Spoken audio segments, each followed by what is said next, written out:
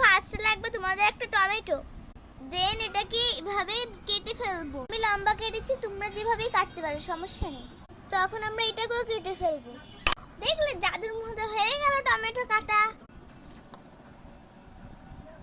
এখন আমরা ভিতরে অ্যাড করব একটুখানি লবণ, স্বাদ মতো লবণ, আর অল্প একটুখানি লঙ্কা গুঁড়ো স্বাদ মতো, 2টা কাঁচা লঙ্কা, আর একটুখানি টমেটো সস অ্যাড করব। টমেটো সস স্বাদ মতো।